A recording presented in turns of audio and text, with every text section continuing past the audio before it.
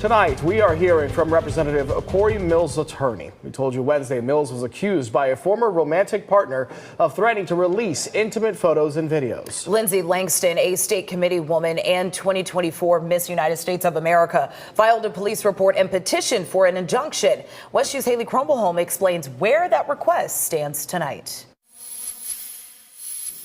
A judge did not issue a temporary injunction for protection ahead of a hearing scheduled for 2 weeks from now, according to a court document shared with us by Langston's attorney. At that point, an injunction could be issued, and Mills' attorney says both Langston and Mills will be able to present evidence. You're seeing two people's relationship break down and disintegrate, and that's a deeply private thing. Aaron Delgado, Representative Cory Mills' attorney, says the private issues of Mills' relationship with his ex-girlfriend, Lindsay Langston, drew public attention after Langston filed a report and sought an injunction against Mills, saying he was threatening to release nude images and videos of her. Sitting here right now, there is no injunction, there is no civil lawsuit asking for money or anything else, and there is no criminal case that I'm aware of. Langston's initial complaint was made with the Columbia County Sheriff's Office. In the report, it says she says he contacted Lindsay numerous times on numerous different social media accounts, threatening to release nude images and videos of her,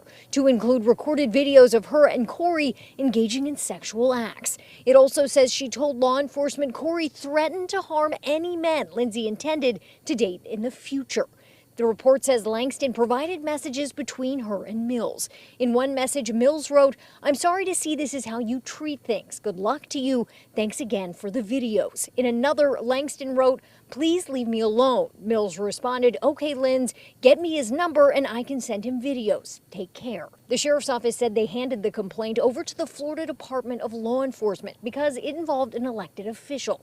FDLE did not return a request for comment on the status of that complaint by News Time. What's Mills' response to what he's being accused of? Well, I mean, obviously we maintain that it's a misconstruction of the messages. Mills' attorney says they don't deny the messages are real, but they say they're taken out of context. He says the videos Mills is referencing in those messages aren't sexual ones. But if you look at it, there's no evidence of any kind of threat.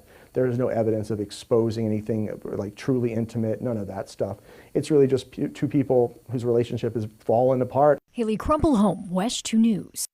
We also reached out to Langston's attorney, Anthony Sabatini. He did not comment, but he did share the court document setting a hearing on his client's petition for an injunction.